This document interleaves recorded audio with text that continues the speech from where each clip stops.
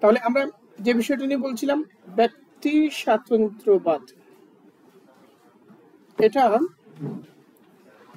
ব্যক্তির সুখ লাভের আকাঙ্ক্ষাকে এবং অনবরত ভোগের আকাঙ্ক্ষাকে তার ঈশ্বর বানিয়ে দেয় এবং খোদার দাসত্ব থেকে তাকে বিচ্ছিন্ন করে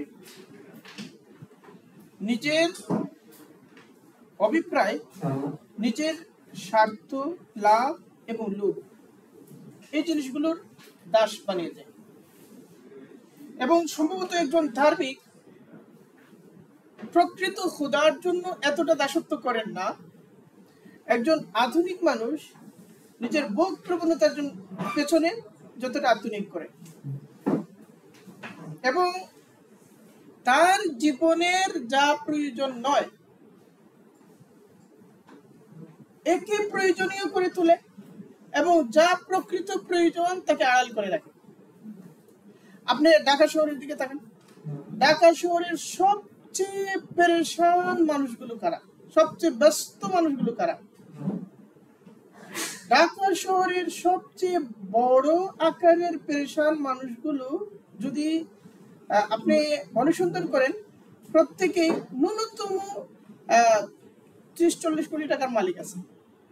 ওই মানুষগুলো ঘুমানোর সময় পাচ্ছে না, ওই মানুষগুলো এত ব্যস্ত যে স্বামী স্ত্রীকে সময় দেবার মতো সময় পায় না, স্ত্রী স্বামীকে দেবার মতো সময় পায় না, বাচ্চারা মাতৃস্নেহ বঞ্চিত হয়ে বড় হয় এবং বাচ্চারা সপ্তাহের মধ্যে একদিন পিতার সাথে দেখা করবার সময় পায় না। কি ব্যাপার, কি নিয়ে এসে ব্যস্ত? হ্যাঁ, টাকা আছে। তুমি মাহাদি চাও নাকি? আচ্ছা তো টাকা আছে। এই যে ব্যাপারটা হচ্ছে যে এই সে অনেক আরো কিছু চায়। কি চায় আসলে? ব্যক্তি স্বতন্ত্রবাদ এবং আধুনিকতা তার সামনে জীবনের একটা উন্নত জীবনের একটা মানে ধরন তার সামনে সেট করে রেখেছে এবং সেখানে তাকে এক স্তর থেকে অনবরত আরেক স্তরে যাওয়ার চেষ্টা করতে হবে। যেমন সুফিরা কি করে?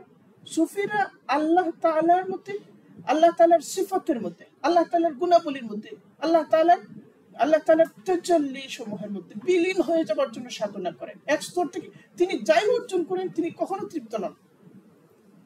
এবং একজন ধার্মিক যেভাবে, মুসলমান যেভাবে কালেমা ঘোষণা করেন লা ইলাহা ইল্লাল্লাহ, অনুরূপভাবে একজন বুকবাদী সে যেন কালেমা উচ্চারণ করে লা ইলাহা ইল্লাল বাতনু ওয়াল ফাহশা।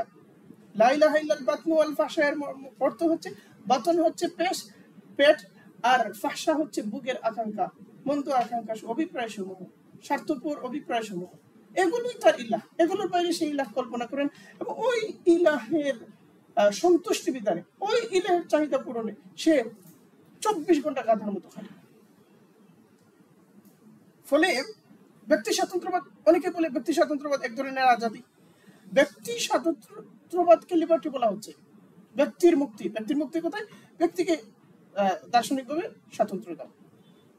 স্বাতন্ত্র্য দানের অর্থ কি? সে এমনভাবে বিকশিত হবে পরিবার তার উপর শাসন করতে পারবে না, সে এমনভাবে বিকশিত হবে আত্মীয় পরিমণ্ডল তার উপর কিছু চাপাইতে পারবে না, সে এমনভাবে বিকশিত হবে সোসাইটি তার উপর কিছু চাপাইতে পারবে না। তাহলে সে কিভাবে বিকশিত হবে? কিসের উপর দিয়ে সে বিকশিত হবে?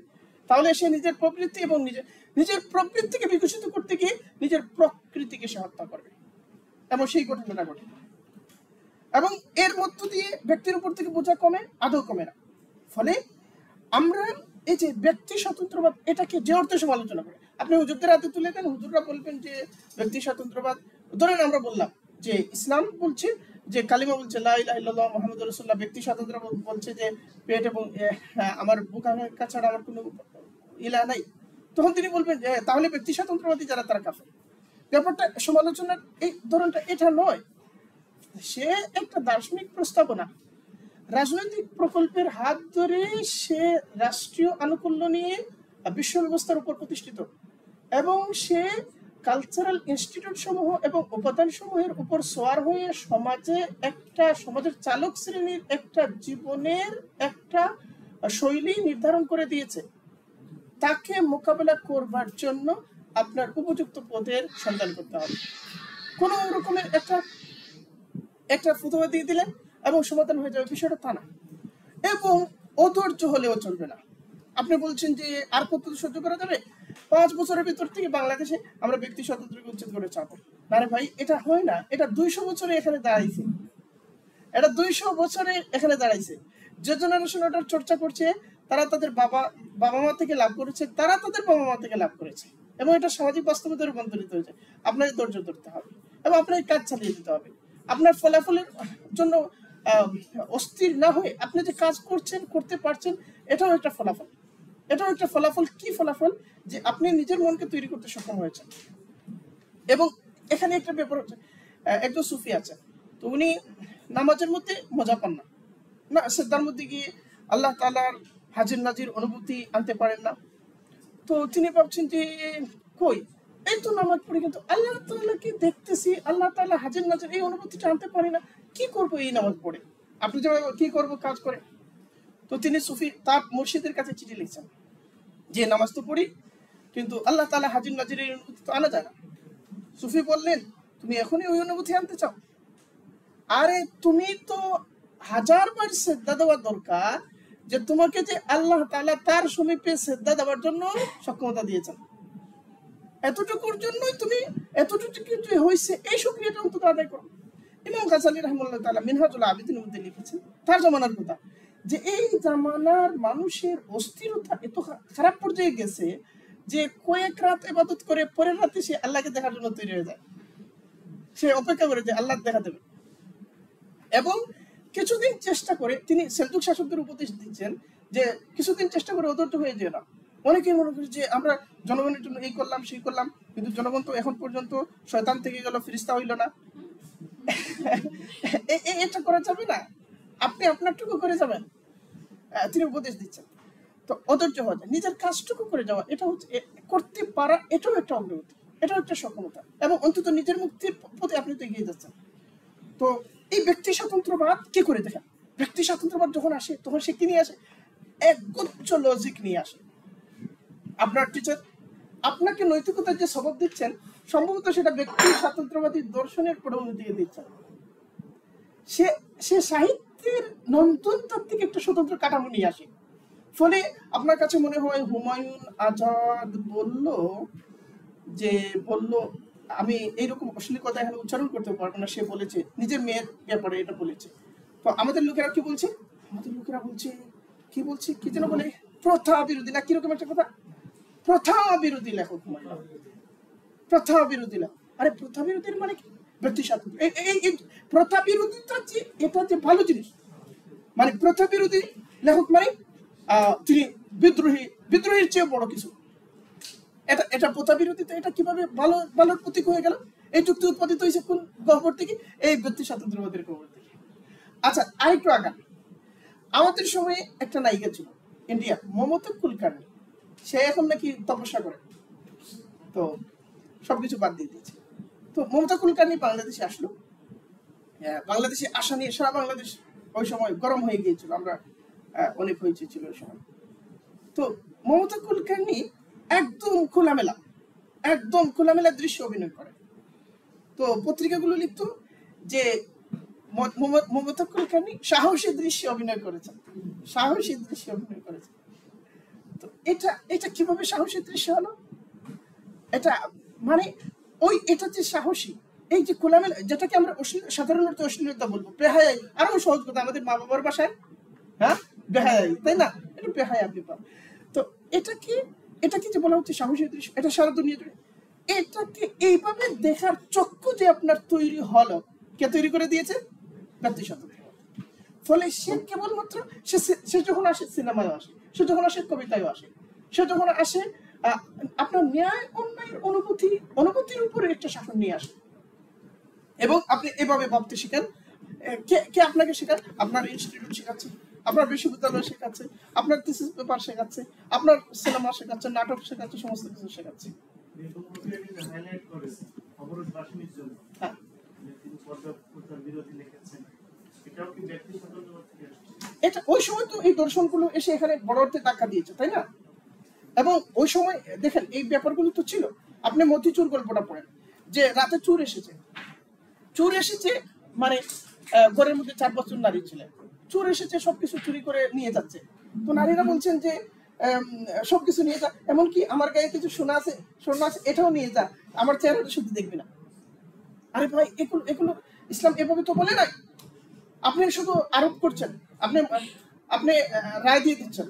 ওই সময় পর্দা এক বিধান এক জিনিস, আর কুসংস্কার আর এক জিনিস। কুসংস্কারটা কোন পর্যায়ে গিয়েছিল এটাও তো বুঝতে হবে।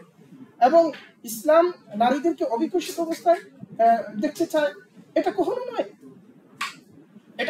নয়। এবং ইসলামী সভ্যতা পৃথিবীর মধ্যে সবচেয়ে দীর্ঘ সময় ধরে গোটা বিশ্বের উপর আধিপত্য বলবো না আমরা, এটা বলবো গোটা বিশ্বের উপর নিজের অভিভাবকত্ব ধরে রেখেছে ইসলামী সভ্যতা। সে তার নারীদেরকে কর্মহীন এবং নারীদেরকে জীবন বিচ্ছিন্ন রেখে এটা করে নাই। এটা সম্ভব না। আমাদের এখানে আজ থেকে 100 বছর আগে যে সমস্ত প্রথা ছিল, আপনি শুধুমাত্র একটা বোরকা দিচ্ছেন, আরে কি সোনালি যুগ ছিল, এরকম বোরকাটা ভালো ছিল, এই জন্য 10 মার্ক দেন, বাকি 90 মার্কের কি হবে? আরো 90 মার্ক তো পাওয়ার আছে। আপনি পুরা জীবনের দিকে তাকান, জীবনের সামগ্রিক অবস্থা কি ছিল। ফলে এই সমস্ত যখন অবক্ষ এবং পচন যখন দগ্ধ করতে থাকে, তখন তো কেউ না কেউ সমালোচনা করবে, এটা হবে। ফলে আপনি নির্বিচার আরোপ। আপনি শুনেছেন যে রুকিয়া, কি নাম, পুরা নাম কি জানো? বেগম রুকিয়া ছিল নারীবাদের। হুমায়ুন আজাদ বলেছে বাংলাদেশের নারীবাদের কোনো মা নাই, জনক নাই, জননীয় নাই। নারীবাদের জনক আমি, জননীয় আমি। হুমায়ুন আজাদ বলেছেন, মানে তিনি বলতেছেন যে বেগম রুকিয়া কিছু করে যান নাই, যা করছেন হুমায়ুন। বেগম রুকিয়ার বাস্তবতাটা বুঝছেন? বেগম রুকিয়া, আপনি ক্রিটিসিজম এর অর্থ কি? আপনি লিটারেচার ক্রিটিসিজম করবেন, এটা কি দিয়ে করবেন? বস্তুনিষ্ঠতার জায়গা দিয়ে আপনি একটা রায় দিয়ে দিচ্ছেন, এটা তো হয় না, এটা ঠিক না। দেখলাম ফেসবুকে একটা খুব ভাইরাল হয়েছে যে ভাই গিরিশচন্দ্র সেন কি করেন, আল কোরআনের অনুবাদ করেন। তিনি একজন হিন্দু, তিনি আরবি জানতেন না, তাহলে আল কোরআনের অনুবাদ কিভাবে করবেন? তিনি কোরআনের বঙ্গানুবাদের প্রকাশক ছিলেন মাত্র। এবং ইসলামকে রক্ষা করার চেতনা থেকে হাজার ভাই বেরাদার এবং বোনেরাও এটা কি করছেন, শেয়ার করছেন। যদি গিরিশচন্দ্র কোরআনের অনুবাদক হয়ে যায়, তাহলে ইসলাম মুসলিমদের মাথাটা ছোট হয়ে যায়। গিরিশচন্দ্র আরবি জানত না। এই অজ্ঞতাটা যদিও ইসলামের নামে হচ্ছে, এই ইসলামের প্রেরণা থেকে আপনি করছেন, কিন্তু এটা নিন্দনীয়। গিরিশচন্দ্র সেন আরবি জানতেন, ফার্সি জানতেন, উর্দু জানতেন, এবং সেগুলো তিনি পাটনায় বিদ্যালয়ে গিয়ে অর্জন করেছেন। এবং শুধুমাত্র কোরআনের অনুবাদ তিনি করেন নাই, মিশকাতুল মাসাবিহের অনুবাদ করেছেন, নবীজির জীবনী লিখেছেন, হযরত আবু বকরের জীবনী লিখেছেন, হযরত উমর রাদিয়াল্লাহু আনহুর জীবনী লিখেছেন, হযরত মুসা আলাইহিস সালামের জীবনী লিখেছেন, তাজকিরাতুল আউলিয়ার অনুবাদ করেছেন, বহু গ্রন্থের অনুবাদ করেছেন। আপনি জানেন না, আপনি বলে দিচ্ছেন। এবং এই ধরনের মূর্খতা ফেসবুকে তাকালেই শুধু এগুলো চোখে পড়ে। ফলে এগুলো থেকে সরে গেছি, এখন আর ফেসবুকে সময় দিই না। তো ব্যাপার হচ্ছে যেটা, যে এটা নয়, এইভাবে নয়। আপনি বেগম রোকেয়া কোন বাস্তবতা থেকে উঠে এসেছেন, সেটা যেখানে তিনি ইসলামী দৃষ্টিভঙ্গিকে আক্রমণ করেছেন, আপনি সেখানে তিনি কি দিয়ে আক্রমণ করেছেন? গালাগালি দিয়ে না যুক্তি দিয়ে? যেভাবে পদ্ধতি, আপনি কোনো যুক্তি দিচ্ছেন না, আপনি একগুচ্ছ গালি হাজির করছেন, এভাবে তো হবে না। মৌলিক কোনো পরিবর্তন আনে নাই, শুধু শিক্ষার কথাটাই বলেছেন। মেয়েরা তখন স্কুলে গিয়েছে পর্দার সাথে, এইটা তো হুমায়ুন আজাদের পছন্দ হবে না। অবরোধবাসীতে যেটা মূলত পর্দা কথার বিষয়টা এতটা ঘুরা করে রাখা হয়েছিল যে তারা লেখাপড়ার প্রতি মনোযোগী হতো না, বাইরের সুযোগটা ছিল না। উনি এভাবে জায়গায় করছে, মানে পর্দাটা এমন ভাবে করছে, হ্যাঁ, এর মানে পেপার দাঁড়াচ্ছে এখানে তিনটা মতামত আমরা পাচ্ছি। এর মানে কি, বেগম রোকেয়া নিয়ে যখন আপনি কথা বলছেন, চর্চা করছেন, তখন অনেকগুলো মতামত উৎপাদিত হচ্ছে, তাই না? এই মতামতগুলো যদি বেগম রোকেয়া চর্চার ভেতর থেকে আসে তখন সেগুলো বস্তুনিষ্ঠতার আরো কাছাকাছি। এই মতামতগুলো যদি মেথোডোলজিক্যাল ওয়ে থেকে আসে তাহলে সেটাকে আমরা জ্ঞান চর্চার শিরোনাম দিয়ে সংজ্ঞায়িত করব। বুঝতে পেরেছেন? এখন আমরা আমাদের অনুভব এবং আমাদের উপলব্ধি থেকে আমরা যখন বলছি তখন তিনজন ভাবে বলছি। ফলে আপনি যখন বেগম রোকেয়াকে কিছু একটা বলে দিচ্ছেন এবং সেটা গালাগালির মতো শোনাচ্ছে, তখন এটা আপনার মতো করে যারা বিশ্বাস করে তাদেরকে উজ্জীবিত করলেও আরো যারা গ্রে এরিয়ার মানুষ আছে তাদেরকে আপনার প্রতি শুধু না, আপনার বিশ্বাসের প্রতি কি করে তুলবে? নির্দিষ্ট করে তুলবে। অথচ বেগম রোকেয়ার 14 গোষ্ঠীকে লন্ডভন্ড করে দেওয়া যায় আপনি যদি সঠিক ক্রিটিসিজম অবলম্বন করেন। আপনি রবীন্দ্রনাথ ঠাকুরকে লন্ডভন্ড করে দিতে পারেন। রবীন্দ্রনাথ ঠাকুর দর্শন চর্চার নামে দোয়াশা তৈরি করেছে, কিভাবে করেছে তার লাইন ধরে ধরে ধরে ধরে আপনিও দার্শনিক ওয়েতে কথা বলেন, সেজন্য কিন্তু প্রস্তুতি লাগে। আমরা তো ওই প্রস্তুতির কথা বলছি। আমরা বলছি যে যা কিছু আমাদের আরোপ করা হচ্ছে আমরা সবকিছু নস্যাৎ করে দিতে চাই, কিন্তু যেভাবে এইভাবে নয়, এটা দিয়ে হয় না, এটা দিয়ে আর সে শক্তিশালী হয়। আপনি রবীন্দ্রনাথকে গালি দিলেন, ঠাকুর পরিবারের ছেলে, তার দাদার 47টা পতিতালয় ছিল, তো দাদার 47টা পতিতালয় ছিল এই কথা মাথায় রেখেও তো গীতাঞ্জলি পড়তে তার কোনো সমস্যা নেই। এটা মাথায় রেখেও তো গীতাঞ্জলি রবীন্দ্রসঙ্গীতের মধ্যে মহাবিষ্ট হতে তার কোনো সমস্যা হচ্ছে না। ফলে সমালোচনার জায়গা নতুন তত্ত্বের ব্যাপারটা সেটা মানুষকে ভেতরে ভেতরে মোহিত করে এবং ভেতরে ভেতরে বন্দী করে। তার যে এই সম্মোহক ক্ষমতা, এই সামর্থ্য থেকে, এই সামর্থ্যের জায়গায় তাকে আপনি দুর্বল করতে হবে। এমনি বিরোধিতা, কার বিরোধিতা হয় নাই? কার বিরোধিতা? আমাদের সালাফের কার বিরোধিতা হয় নাই? ফলে বিরোধিতার ভাষা, নিছক বিরোধিতা, মানে আপনার সমালোচনার মধ্যে বিরোধিতার উত্তেজনাটা যেন মুখ্য বিষয় হয়ে ওঠে না ওঠে। এবং পাঠক যেন এটা মনে না করেন যে যেহেতু উনি আব্দুল করিম, এই কারণে উনি আব্দুল করিম নামের তাড়নায় রবীন্দ্রনাথের কি করছেন? সমালোচনা করছেন। কিন্তু এটাই তো হচ্ছে, এটাই তো চোখে পড়ে। কিন্তু ওই জায়গায় যেতে হলে আপনাকে বস্তুনিষ্ঠতার অনেকগুলো দাব অতিক্রম করতে হবে এবং প্রস্তুতির লম্বা একটা জার্নি করতে হবে।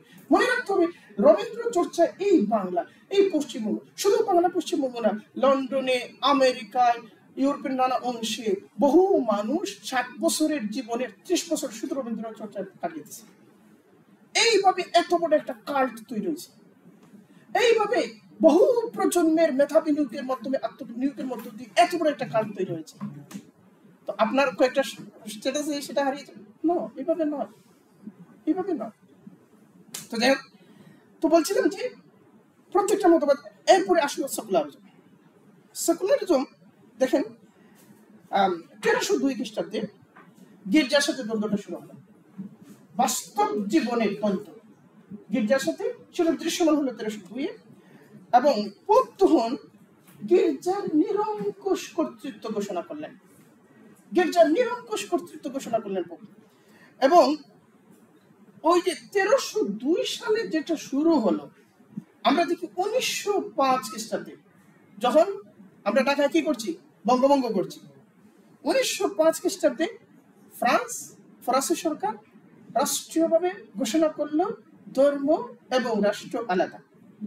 অর্থাৎ সেকুলারিজম মানুষের অনুভূতি উপলব্ধির বিষয় থেকে সমাজের বিষয়ে পরিণত হওয়া, সমাজের বিষয় থেকে সংস্কৃতির বিষয়ে পরিণত হওয়া, সংস্কৃতির বিষয় থেকে রাজনীতির বিষয়ে পরিণত হওয়া, রাজনীতির বিষয় থেকে রাষ্ট্রীয় আইনে রূপান্তরিত হতে গিয়ে কয় শতাব্দী জানেন? 1302 থেকে শুরু করে 1905। এই দীর্ঘ সময়ের একটা জার্নির মধ্যে দিয়ে তাকে যেতে হয়েছে।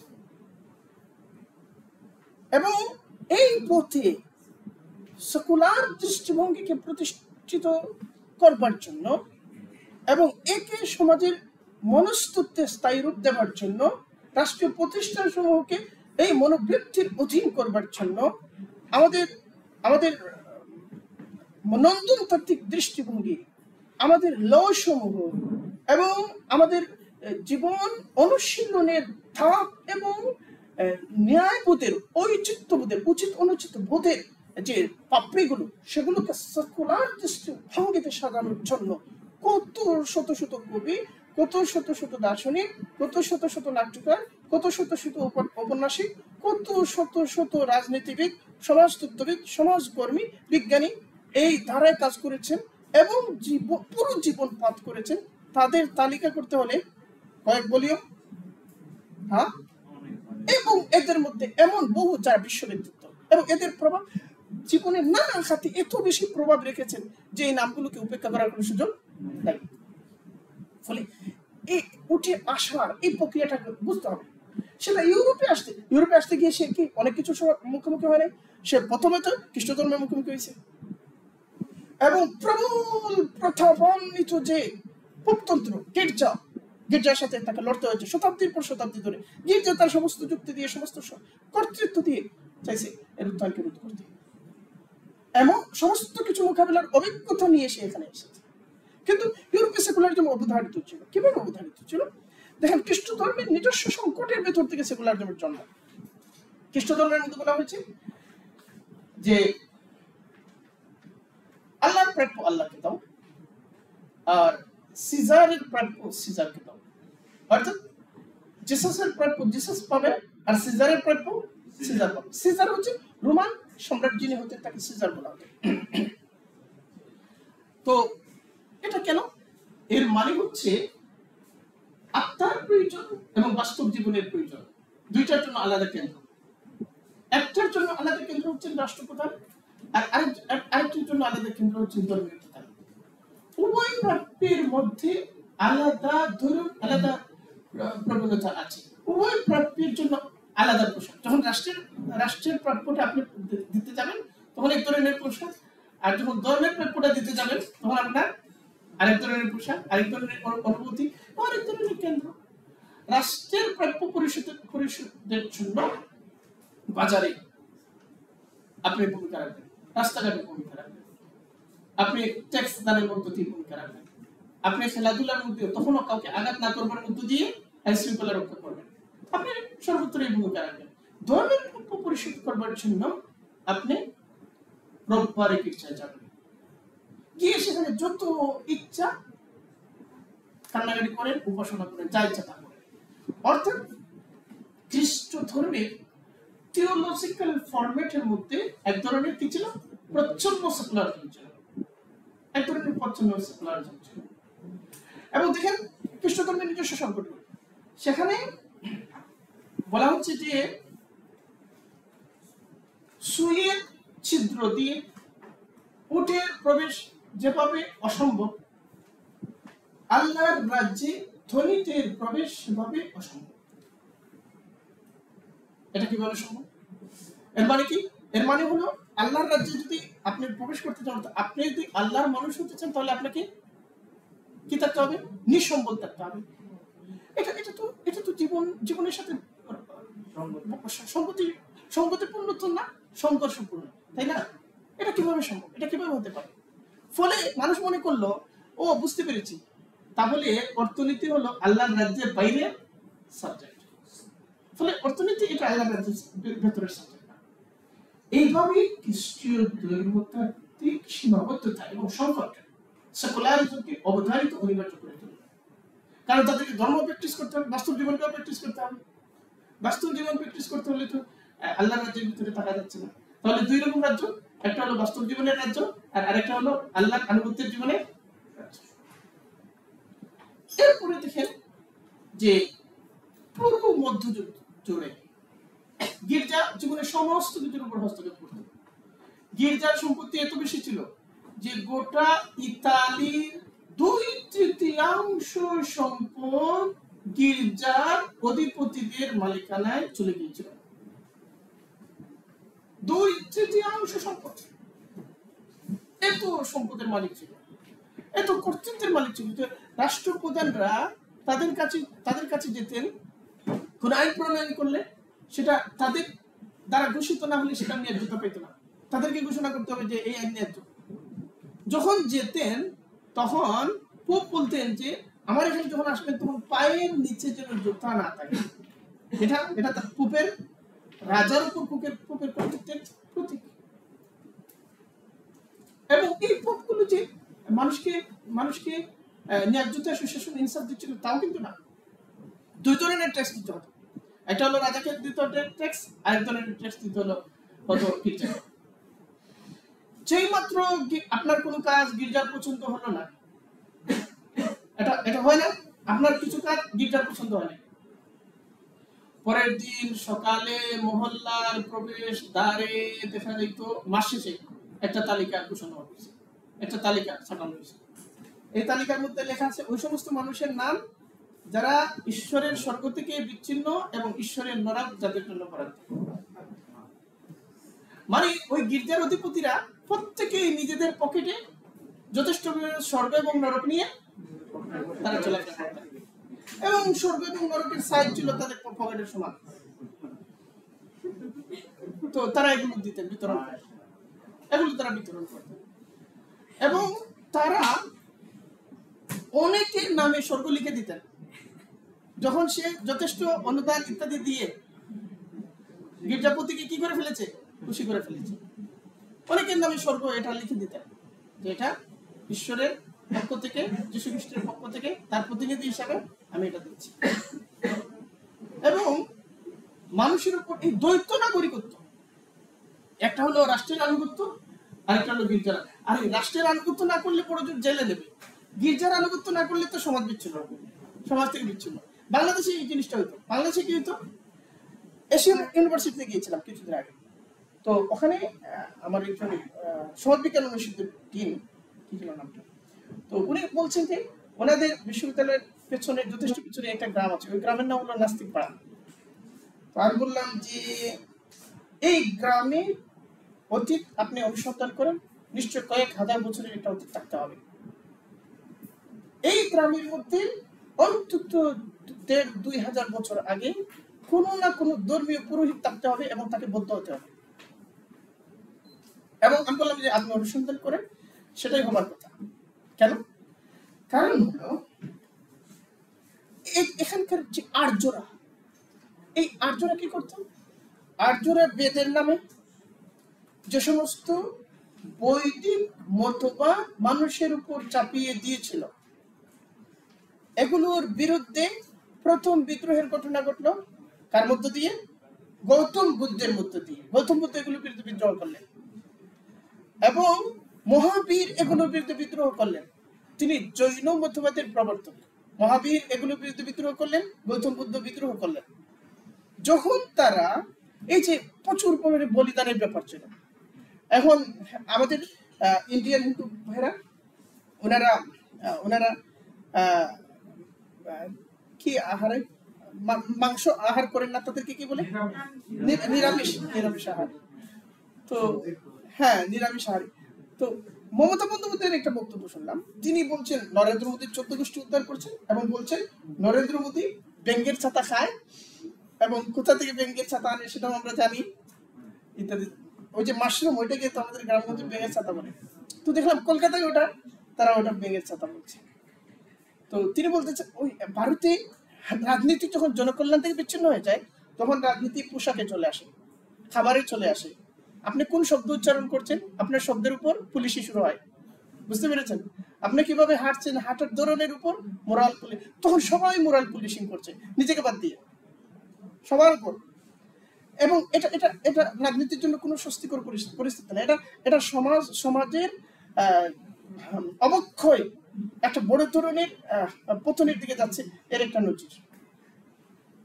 একটা সমাজ, বিকশিত সমাজ কি করে জানেন? বিকশিত সমাজ অন্তর্ভুক্তিকে বরদাস্ত করতে পারে, অন্তর্ভুক্তিমূলক, সহযোগিতামূলক। এবং এই সহযোগ, আপনি ইসরায়েলের দিকে তাকান। আচ্ছা, ইসলাম এখানে আসলো, এখানকার ভূমি হলো নদী প্রধান, জল প্রধান, এখানকার যোগাযোগ ব্যবস্থা ছিল নৌকা প্রধান। তো এখানকার মানুষ ভূমি যেমন বাস্তবিক কারণে এখানকার মানুষ কি পরিধান করত? আরবের পোশাক তো অবশ্যই নয়। এখানকার মানুষের প্রধান পোশাক ছিল ধুতি। জি না, লঙ্গিটাও পরতো না। লঙ্গি পড়তো না, কারণ লঙ্গি 2-3টা লঙ্গি হতে হলে তো একটা সেলাই লাগবে, ওখানে কোনো সেলাই ছিল না। মুসলিমরা যখন আসলেন তখন প্রথমবার সেলাই শুরু হলো। মুসলিমরা আসলেন এবং মুসলিমরা ভারতের মধ্যে যা যা দিয়েছেন এর মধ্যে একটা হলো দর্জি পেশাটা মুসলিমদের মধ্য দিয়ে আসছে, কারণ সেলাইটা মুসলিমরা শুরু করছেন। আচ্ছা, ইসলাম এখন নারীরা কি পড়েন? শাড়ি পরেন। নারীরা যে শাড়ি পরতেন এটা প্রাচীন থেকে প্রাচীনতম সাহিত্যের মধ্যে আছে। এখন এখানে ইসলাম নিয়ে আসলেন কারা? আরবরা আসলেন প্রথম দিকে, প্রথম দাবি আরবরা ব্যবসা বাণিজ্য। তারপরে কারা? মধ্য এশিয়া থেকে আসলেন। ওনাদের পোশাকটা তো ছিল সালোয়ার কামিজ ইত্যাদি। ওনারা এসে বলতে পারতেন, আরে এই মেয়েরা শাড়ি পরো কেন, আমাদের মতো করে পোশাক পরো। ওই জায়গায় ওই ইস্যুটার কারণে এখানে ইসলাম সমাজের কাছে গ্রহণযোগ্য হবার প্রক্রিয়াটা কয়েক শতাব্দী পিছিয়ে যেতে পারত, শুধুমাত্র ওই ইস্যুটা। যদি বলা হতো যে আরে তোমরা কি খাও, পাট শাক পাতা দিয়ে খাও, এরপরে আরে রুটি খেতে হবে, আমরা রুটি খাই, দুম্বার মাংস এবং রুটি। মানুষ বলতো যে ভাই আপনার দুম্বার মাংস নিয়ে আপনি মরুভূমিতে চলে যান, ওইটা আমার দরকার নেই, তাই না? না, ইসলাম এখানে এসে ওই ঝামেলাটা করে নাই, করেছে এর এক বিন্দু নজিরও কোথাও আপনি দেখতে পাবেন। আচ্ছা, বাংলাদেশ বাদ দিয়ে দেন, ইসলাম মালিতে যায় নাই? মালিতে কি এখানকার পোশাক খাদ্যরুচি এখানকার মতো? তাও না। ওখানে গিয়ে তো এই সংঘাতে লিপ্ত হইতে পারতো, নাইজেরিয়া থেকে এই সংঘাতে লিপ্ত হইতে পারতো, সুদানে গিয়ে ওই সংঘাতে লিপ্ত হইতে পারতো। এক ভারতের মধ্যে কতগুলো উপজাতি, এক ভারতের মধ্যে প্রায় 1,500-এর মতো ভাষা। কোন ভাষা এমন যে ওই ভাষায় মাত্র 60-70 জন মানুষ কথা বলে, তারপরে ওই ভাষাটা আছে। সেখানকার কোন একটা জনগোষ্ঠীর চিরায়ত সংস্কৃতির সাথে, চিরায়ত জীবন শৈলীর সাথে ইসলাম সংঘাতে অবতীর্ণ হয়েছে, তারা কেবলমাত্র গিয়ে একটা সীমানা দিয়েছে, ওটা হচ্ছে হালালের সীমানা, ওটা হচ্ছে হারামের সীমানা। দেখেন, পৃথিবীতে সবচেয়ে অন্তর্ভুক্তিমূলক কমনওয়েলথ রাষ্ট্র ছিল উসমানী সাম্রাজ্য। সব তৎকালীন পৃথিবীর সবগুলো মহাদেশ জুড়ে ব্যক্ত, কত জাতি, কত সংস্কৃতি, কত ধর্ম, কত অধর্ম, সমস্ত কিছু নিয়ে উসমানী সাম্রাজ্যে বসবাসকারী নাগরিকরা নিজেদের সব ধরনের নাগরিক সুবিধা বুক করেছে কিনা? যদি বুক করতে না পারতো তাহলে এত লং টাইম এটা কি করতে পারতো না, করতে পারতো। এটা তো আমাদের এখন এগুলো কোত্থেকে আসে আমি জানি না, এগুলো কোত্থেকে আসে। বরং এখন আপনাকে ইনসাফ দেখাতে হবে। আপনার হাতে প্রত্যেক শ্রেণীর, সমাজের প্রত্যেক শ্রেণী, প্রত্যেক জনগোষ্ঠীর, সে সারা বাংলাদেশে মারমা পাশাও তার যদি 10 জন হয়, তারও আপনার সাথে আপনার অধীনে না, আপনার সাথে তারও বিকাশ নিশ্চিত হবে এবং সেও সর্বোচ্চ জাস্টিস পাবে। এবং তার যে নিজস্ব কালচার, সেটা আপনার দৃষ্টিতে যত খারাপ হোক না কেন, এই নিজস্ব কালচার অশ্রদ্ধার শিকার হবে না। এটা আপনি প্রমাণ করেন, দেখেন কিভাবে বদলাতে শুরু করেন, এবং এটা হচ্ছে বড় দাওয়া, আপনি সেটা প্রমাণ করেন। তো বলছিলাম যেটা, হ্যাঁ, এই যে সেকুলারিজমের ব্যাপারটা, সেকুলারিজম কিভাবে উঠে আসলো, এখানে আমরা লম্বা একটা সময়কাল পাচ্ছি। এবং জর্জ জ্যাকব প্রথমবার সেকুলারিজম কথাটার প্রবর্তন করলেন, সেটা হচ্ছে 1851 খ্রিস্টাব্দে। তিনি প্রথমবার ওই প্রবণতাটাকে সেকুলারিজম শব্দ দিয়ে সংজ্ঞায়িত করলেন। এখন সেকুলারিজমের সর্বশেষ অর্থ কি? সেকুলারিজমের এত লম্বা একটা জার্নির মধ্য দিয়ে যে মতবাদ এসেছে, এই মতবাদের অনেকগুলো বিশ্লেষণ থাকবে, এটাই তো স্বাভাবিক, তাই না? অনেকগুলো বিশ্লেষণ থাকবে, এটাই তো স্বাভাবিক। সর্বশেষ সেকুলারিজমের অর্থ কি? সর্বশেষ, আপনি পৃথিবীর প্রধান 10টা বিশ্ববিদ্যালয়ের রাষ্ট্রবিজ্ঞান ডিপার্টমেন্টের প্রধানকে আপনি এখানে বসে চিঠি লিখতে পারেন, ইমেল করতে পারেন যে সেকুলারিজমের সর্বশেষ মিনিং কি, সর্বশেষ সংজ্ঞা কি। সর্বশেষ সংজ্ঞা হলো কি? সর্বশেষ অর্থ হলো রাষ্ট্র ধর্মের ব্যাপারে নাগরিকদের ধর্মীয় অনুশীলনের ব্যাপারে হস্তক্ষেপ করবে না এবং নাগরিকদের ধর্মীয় জীবনযাপনের ক্ষেত্রে রাষ্ট্র নিরপেক্ষ অবস্থানে থাকবে। এটা হচ্ছে সর্বশেষ।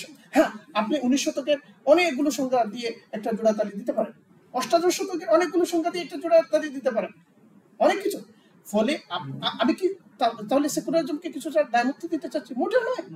আমাকে সেকুলারিজমকে উচ্ছেদ করবার মধ্য দিয়ে এগিয়ে যেতে হবে, কিন্তু ওই উচ্ছেদের প্রক্রিয়াটা অবশ্যই জ্ঞানতাত্ত্বিক হতে হবে, অবশ্যই জ্ঞানতাত্ত্বিক, নতুবা এই উচ্ছেদ প্রক্রিয়াটা প্রচন্ড জোশ দিয়ে শুরু হবে এবং প্রচন্ড ব্যর্থতার মধ্য দিয়ে শেষ হবে। এবং আধুনিকতার আরেকটা বড় উন্মোচন ঘটেছিল শিল্পায়নের মধ্যে দিয়ে, শিল্পায়ন এবং নগরায়ন। এখন নগরায়ন শুনতে তো খুব মজা লাগে না, তাই না? নগরায়ন বাংলাদেশে নগরায়ন দরকার। গতকাল ওই বিএনপি প্রোগ্রামে একটা কথা আসলো, তো সেখানে তারা একটা প্রেজেন্টেশন করছেন, জিয়াউর রহমান যে মহান, তো বলছেন যে জিয়াউর রহমান বলেছেন যে বাংলাদেশের প্রত্যেক গ্রামকে তিনি শহর বানিয়ে দেবেন। হ্যাঁ, এটা জিয়াউর রহমান বলেছেন। তো এটা যে ওখানে যারা এটা করেছেন, মানে এটা তো পাবলিক হবে না। আচ্ছা, যারা এটা করেছেন তারা মনে করেছেন যে এখানে ভালো কিছু বুদ্ধিজীবী হচ্ছে না, দিলেও তার পক্ষে এটা সম্ভব ছিল না যে বাংলাদেশের প্রত্যেক গ্রামকে শহর বানিয়ে দেবে। তো ব্যাপারটা হচ্ছে শহর বানিয়ে দিলে কি সমস্যা হয়? শহর বানিয়ে দিলে অনেকগুলো সমস্যা হয় এবং অজস্র সমস্যা এসে আপনার চতুর্দিকে ভিড় করে। দেখেন, যখন শহর হলো, মানুষের কর্মক্ষেত্র বদলে গেল, এখন আগে মানুষের আয়টা ছিল ওই গ্রামের মধ্যে, সে যেখানে জীবনযাপন করে ওই জীবনযাপনের 1 কিলোমিটারের ভিতরে তার আয়ের বন্দোবস্ত ছিল, উৎপাদনের বন্দোবস্ত ছিল, ব্যবহার সামগ্রীর বন্দোবস্ত ছিল ওই 1 কিলোমিটার 2 কিলোমিটার ভিতরে। হতে পারে সেটা 10 কিলোমিটার, সমস্যা নাই। অর্থাৎ তার জীবনশৈলী, জীবনধারার মধ্যে বড় ধরনের কোনো রূপান্তর ছাড়াই সে জীবনযাপন করতে পারছিল। ওকে, শহর হলো কি? কর্মক্ষেত্রগুলো হয়ে গেল শহর কেন্দ্রিক। কর্মক্ষেত্রগুলো শহর কেন্দ্রিক মানে কি? সুবিধাগুলো শহর কেন্দ্রিক। আচ্ছা, আপনি দেখেন বাংলাদেশে কত বড় জুলুম চলছে। বাংলাদেশের সবগুলো ভালো হসপিটাল কোথায়? সবগুলো ভালো হসপিটাল ঢাকা শহরে, সবগুলো ভালো দ্বিতীয় সারির সবগুলো ভালো হসপিটাল বিভাগীয় শহরগুলোতে। কি অসুস্থ শুধু নগরের মানুষরা হয়? আমি তো এই কথার সাথে একমত না যে আমাদের রাষ্ট্রের বাসিন্দাদেরকে, রাষ্ট্র নির্মাণ করে যে নাগরিকরা, তাদেরকে সিটিজেন বলা হবে, এটার সাথে আমি একমত না। কেন সিটিজেন? কেন নাগরিক? মানে সে নগরে থাকে। সে কিসের নগরে? আমরা নগরে থাকি, কিন্তু আমরা গ্রামকে বহন করি। আমাদের গায়ের মধ্যে এখনো 2 লাখ বন্ধু আছে। কই কিসের নাগরিক? শহরে থাকলেই কি নাগরিক হয়? নাগরিক মানে কি? এটা ওই যে সিটি অফ গড লিখেছিলেন, ওই যে ইউরোপে লিখেছিলেন, ওই অর্থে এখন সিটিজেন বলতে হবে। এই সমস্ত পরিবেশকে দুমড়ে মুচড়ে উল্টাপাল্টা করে ফেলতে হবে, এবং এগুলো বিপ্লবের অংশ। আরে ভাই, সিটিজেন কিসের সিটি? কোথায় সিটি? বাংলাদেশের কয়জন মানুষ সিটিজেন থাকে আর বাকি মানুষ কোথায়? দেখেন কত বড় জুলুম। এই নগরায়নের নাম আমরা সবকিছু নগরে নিয়ে আসলাম। মানে যারা অগ্নিদগ্ধ হয় তাদের জন্য একটা কি আছে না? আচ্ছা, নোয়াখালীতে হাতিয়ায় একজন অগ্নিদগ্ধ হয়েছে, তার চিকিৎসার জন্য ঢাকায় আসতে হবে। এখন সে অগ্নিদগ্ধ হয়েছে, সে আস্তে আস্তে মারা যাবে। ইনসাফের কথা হলো এই হসপিটাল গুলো মানুষের কাছাকাছি থাকবে। কেন সবগুলো নগরে কেন থাকতে হবে? এই যে নগরায়নের একটা সেট করে দেওয়া যায়। আমাদের ইঞ্জিনিয়ারদেরকে ওখানে আনা দরকার, ইঞ্জিনিয়ারদের নিয়ে আলাদা একটা সেশন হওয়া দরকার যে আমরা কিভাবে নগর পরিকল্পনা করব। নগরায়ন শুনলেই মনে হয় খুব মজা, খুব আনন্দ। উন্নয়ন শুনলেও মনে হয় খুব আনন্দ। আরে উন্নয়ন হয়েছে, হ্যাঁ, এগুলোর ভিতরে একটা মজা, একটা উত্তেজনা আছে যে না কিছু একটা। এখন দেখেন মানুষের জীবনের যে স্বভাবগত যাপন, এই স্বভাবগত যাপনটাকে ক্রমাগতভাবে কঠিন করে তোলা হলো এবং এখন প্রায় অসম্ভব করে তোলা হচ্ছে। এখন তো অবস্থা যে না, আপনার ঘুমাবার সময় আপনার হাতে নেই। মানে আপনার রুচি অনুযায়ী আপনার ঘুমের সময় নির্ধারিত হচ্ছে না, বরং নগর নির্ধারণ করে দিচ্ছে আপনি কখন ঘুমাবেন, আপনি কিভাবে জীবনযাপন করবেন। তো এই যে নগরায়ন কথাটাও সমালোচনা সাপেক্ষ, এবং এটাকে আমরা একদম উড়িয়ে দিচ্ছি না। ইসলামের মধ্যে এই জিনিসটা আছে। ইসলামের মধ্যে যে রাষ্ট্রকে বলা হয়েছে আল মদিনাতুল ফাজিলা, আল ফারাবি বলেছেন আল মদিনাতুল ফাজিলা। এবং সেখানে আরেকটা কথা বলা হচ্ছে যে নগর মদিনা অর্থাৎ শহর, মদিনা এজন্য গুরুত্বপূর্ণ কারণ মদিনার সাথে মানুষের মিথস্ক্রিয়া থাকে। মদিনা মানুষকে চালনা করে। দেখেন দুইটা কথা, একটা হলো মদিনা মানুষকে পরিচয়, সিটি মানুষকে জীবনকে নিয়ন্ত্রণ করে, আর ইসলাম বলছে সিটির সাথে মানুষের অধিকতর মিথস্ক্রিয়া থাকে। বুঝতে হবে ব্যাপারটা। এই মিথস্ক্রিয়া নিশ্চিত করবো কিভাবে? মিথস্ক্রিয়া নিশ্চিত যদি করতে চাই তাহলে কি করতে হবে? এমন কিছু জায়গা রাখতে হবে যে গ্রামের মানুষ যেমন শহরে আসে, শহরের মানুষকেও গ্রামে যেতে হয়। আপনি আদালতটা নিয়ে যান গ্রামে, আদালত দিয়ে যান গ্রামে, কে বাধা দিল? কি সমস্যা? কি আদালত গ্রামে চলে গেলে বিচার পদ্ধতির মান একটু কমে যাবে নাকি? নিয়ে যাচ্ছেন না কেন? গ্রামে কেন তিনি যাবেন না? ওই যে তার মাথা, ওই সিটিটা তার মাথার ভিতরে ঢুকে গেছে।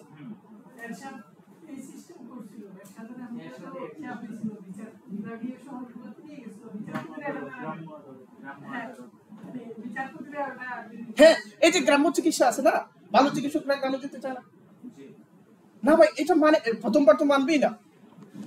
এটাই স্বাভাবিক। আপনাকে প্রস্তুত থাকতে হবে যে ব্রিটিশ আমলের পুরা সময়কাল তারা শহর কেন্দ্রিক হয়েছে, এবং তারপরে পাকিস্তান আমলে শহর হঠাৎ করে এরশাদ সাহেব এসে বললেন যে এরকম করতে হবে।